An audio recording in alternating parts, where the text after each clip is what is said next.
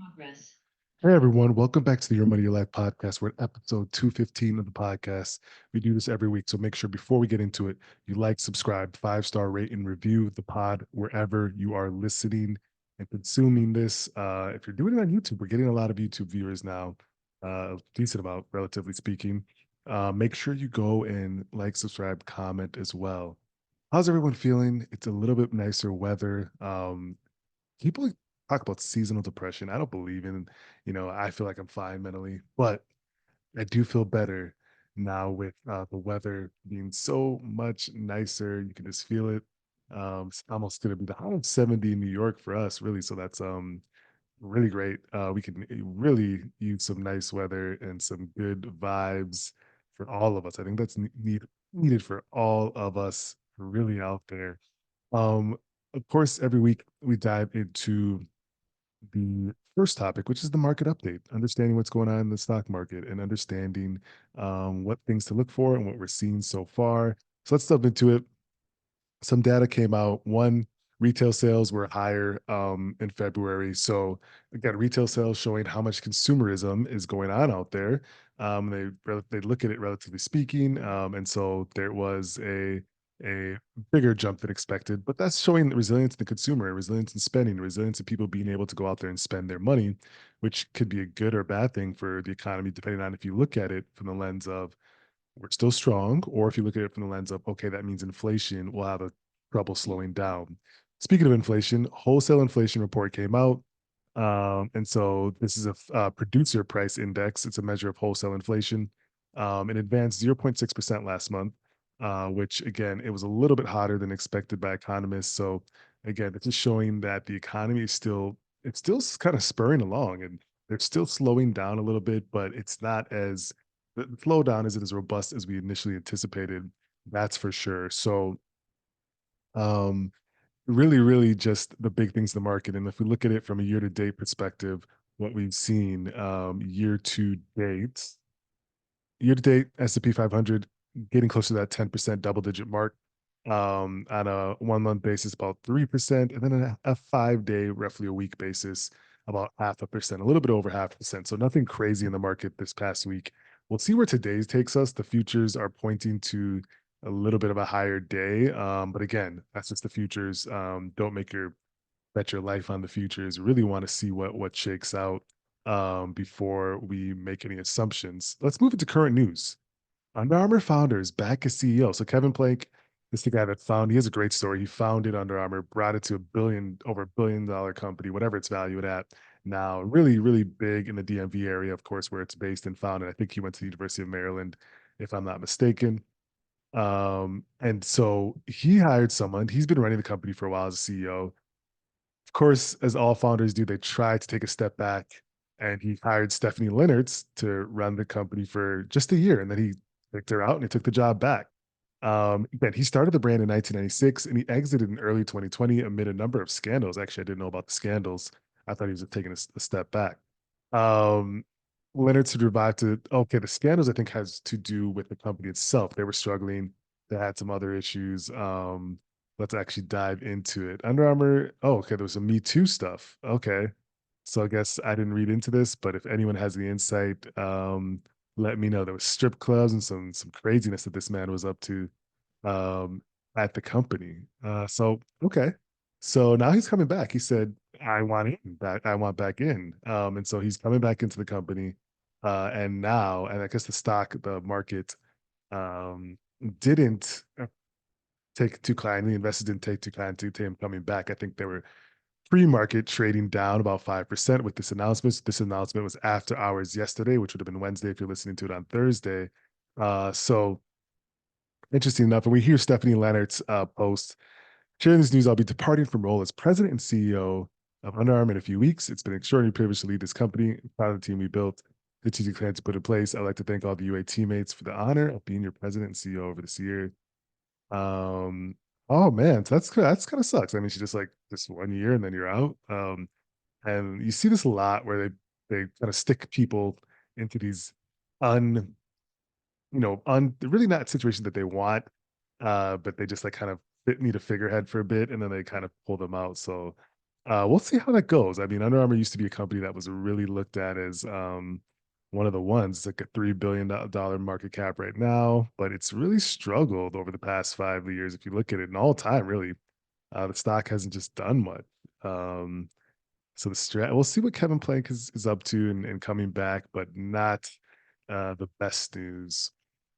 In other company news, TikTok is facing a ban. So the House already passed, if I'm not mistaken. The House lawmakers have voted in favor of banning TikTok. We've talked about this many years back or many months back, but basically, a lot of lawmakers have issues with TikTok being owned by a parent company that's a Chinese-based company, which is ByteDance. And House lawmakers voted in favor of banning TikTok. Of course, we know TikTok is used by business owners, influencers, a bunch of people, random people. It has a lot of users on the platform. So this law would essentially ban the app, which would put a lot of people in dire situations in the sense of people that use the platform extensively. I barely use it. I'm on it. I have one, I should say. I'm not really a user of it. I don't even like watch anything on it anymore. At one point I used it for like a month, and then I was like, all right, this isn't me. But this is going to be really, really crucial to a lot of people who use that as their main platform. And there are people out there that do. So this move marks the furthest any federal TikTok legislation has gotten. While the social media platform faces a steeper path in the Senate, President Joe Biden has said he would sign the bill should it reach his desk. So if this reaches his desk, he's going to sign this bill. A lot of small U.S. business owners say the app would threaten their livelihoods, just what I was talking about. A lot of small business users said that they use this to grow their livelihood.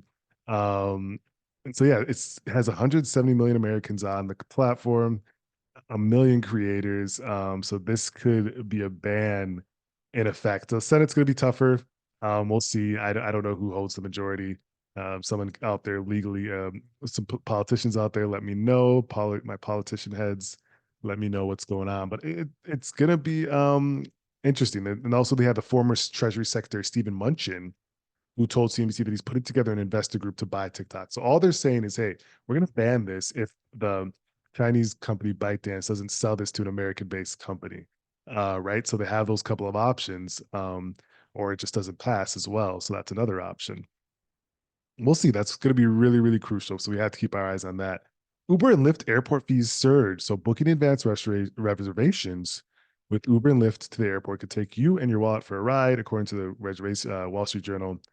The reservation fees at airports have surged, could potentially and double in fares right now. So the fees, which are all over the board and rising, have helped Uber post its first annual profit, while Lyft has narrowed its losses. Some travelers turned off by the app's high prices. So pretty much airport wise, if you're there, it's going to be it's all that surge pricing. They're really surging the pricing actually a lot more. It seems like to make it profitable at the airport, especially the airport because it's like high demand. Everyone's there for one reason to like leave or go.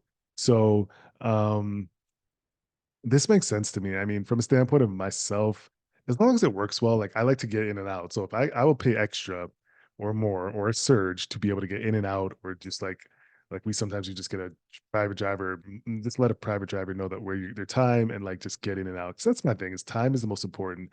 I'll pay more for the luxury of making it a smooth transition for me. So we'll be watching that. So this is a opinion report on the fact that the US wants Biden to sell TikTok. China is almost certainly going to refuse. So again, US wants it to be sold, but China does not want to do that. It's going to be a battle. It's kind of actually getting to geopolitical issues rather than just like a company. It's always been that way, but it's framed it as a security risk, which it could be. I have no clue. Um, but it's getting to geopolitical territories because you have two governments that are obviously at odds here at different times. They're kind of so we'll see. It's one of the biggest platforms that has a huge valuation. People are saying it could fetch north of 60 billion in the valuation of the company. So that's a lot of money. That's no small piece for anyone. So we'll see what happens there.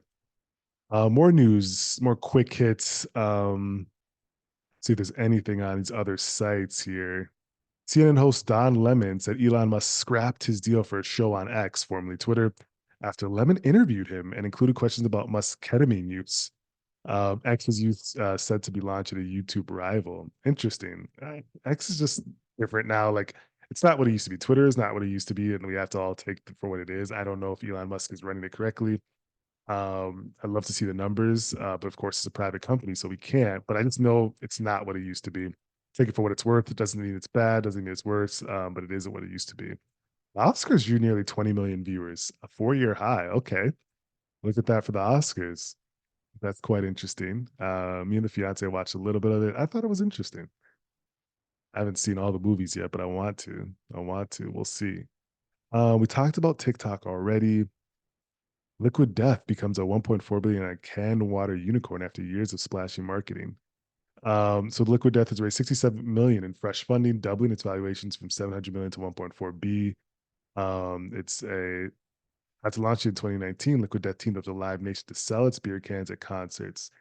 So it's a beer can. Okay, Liquid Death is a beer. I've never had it before, but it's growing in popularity and doing great marketing. So okay, look at Liquid Death.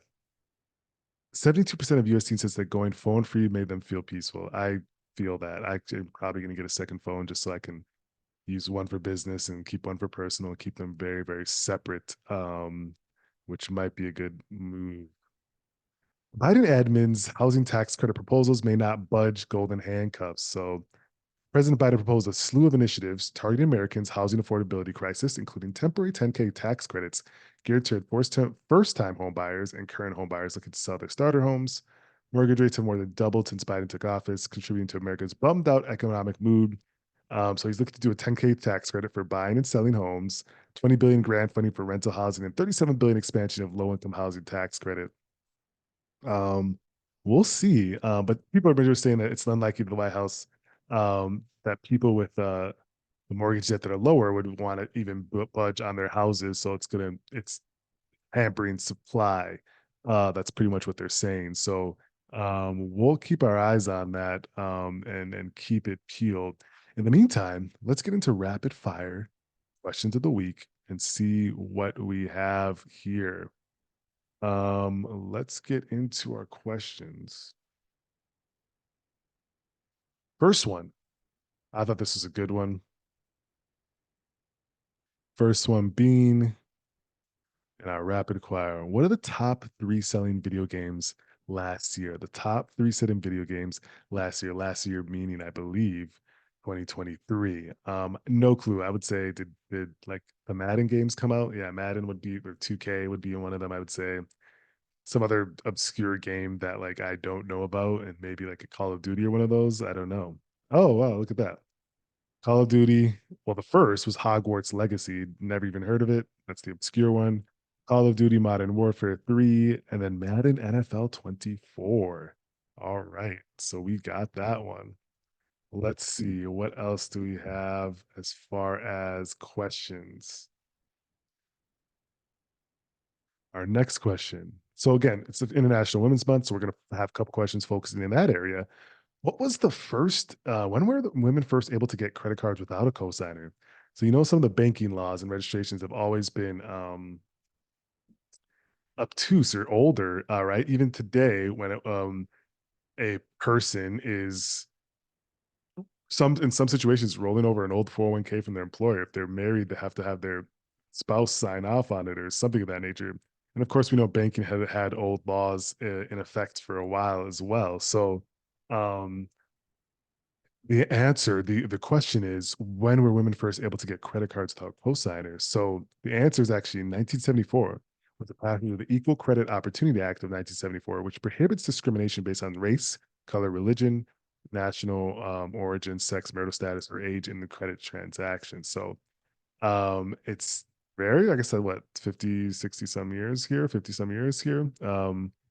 So it's really interesting how some of these archaic laws we just we're not that far too removed from them, right?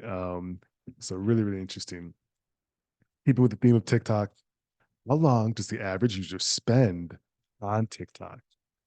I wouldn't guess, but I have the answer for you. 95 minutes per day. Wow. An hour and a half, or around 47.5 hours a month. That's a lot of time. I mean, it's a lot of time.